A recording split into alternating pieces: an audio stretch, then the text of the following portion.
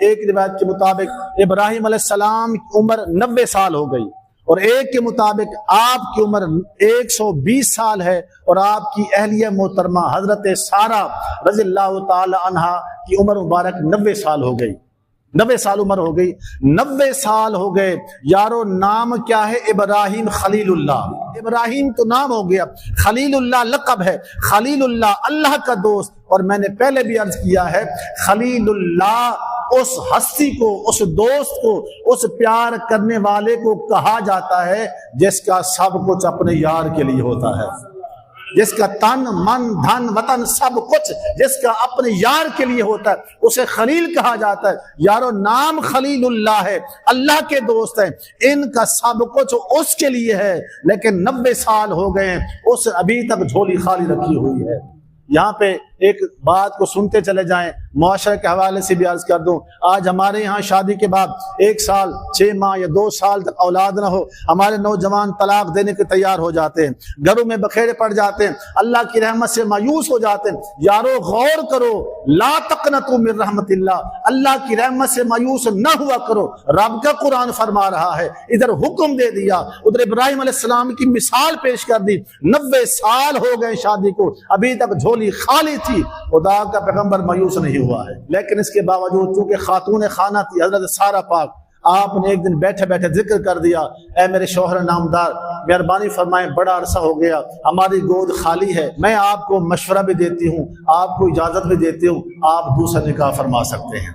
تو جو ہے آپ دوسرا نکاح فرما سکتے ہیں۔ یارو کتنی صابرہ اور شاکرہ وہ خاتون تھی کہ جس نے اپنے اوپر سوکن کو برداشت کر لیا، ابراہیم علیہ السلام کو شادی کا مشورہ دے دیا۔ خدا کے پیغمبر ابراہیم علیہ السلام نے نکاح کر لیا، کس سے؟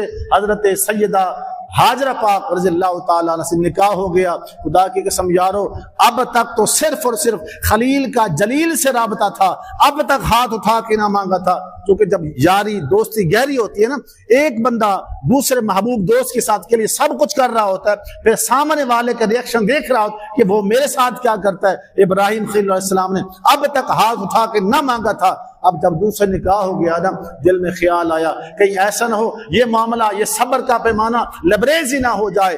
ایک دن پھر بیٹھے بیٹھے رب کی بارگاہ میں دعا کے لیے ہاتھ اٹھا دی۔ او ایمان والو توجہ فرماؤ، حضرت سیدنا ابراہیم علیہ السلام نے رب کی بارگاہ میں دست دعا دراز کیے، دعا کے لیے ہاتھ اٹھائے، خلیل ہو کے جلیل سے دعائیں کر رہا ہے۔ اللہ کریم ارشاد فرماتا ہے، فرمایا بسم اللہ الرحمن الرحیم، رب هب لي من الصالحين۔ ابراہیم علیہ السلام خلیل ہو کے جلیل سے دعائیں مانگ رہے ہیں، یا اللہ مہربانی فرما میری خالی جھولی کو بھرپور فرما دے۔ یارو اللہ فرماتا ہے میں ہر بندے کی دعا قبول کرتا ہوں، مانگنے والا مانگے تو صحیح۔ نبی علیہ السلام ارشاد فرماتے ہیں، ان ربکم حی کریم یستحیی من عبادہ، فرمایا تیرا رب بے شک زندہ بھی ہے، کریم بھی ہے، اس بات سے حیا کرتا ہے کوئی بندہ اس سے مانگے اللہ خالی بھیج، اللہ کو حیا آتی ہے۔ معلوم ہو گیا عام بندہ بھی مانگے، عام انسان مانگے، گناہگار مانگے، گورا مانگے، کالا مانگے، جب بھی مانگو رب العالمین سے اللہ دعا قبول فرماتا ہے۔ لیکن فرق یہ ہوتا ہے دعا سب کی قبول فرماتا ہے، لیکن جب پیارے دعا کے لیے ہاتھ اٹھاتے اللہ جلدی کام پورا فرما دیتا ہے۔ ابراہیم علیہ السلام نے دعا مانگی، خلیل ہو کے جلیل سے دعا مانگ رہے ہیں، خلیل اللہ علیہ السلام نے دعا مانگی ہے، ابھی دعا کے ہاتھ چہرے پہ واپس نہیں آئی، آسمان سے خوشخبری آ گئی۔ محبت سے بولیں سبحان اللہ۔ آسمان سے خوشخبری آ گئی، اللہ رب العالمین کا جو جواب آیا، رب کا قرآن فرماتا ہے بشرناہ بغلام حلیم۔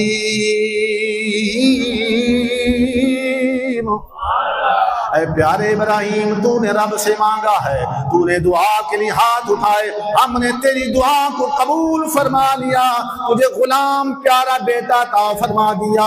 ایسا بیٹا نہیں ہوگا، عام بیٹا نہیں ہوگا، فبشرناہ بغلام حلیم، حلم والا بیٹا عطا فرمائیں گے۔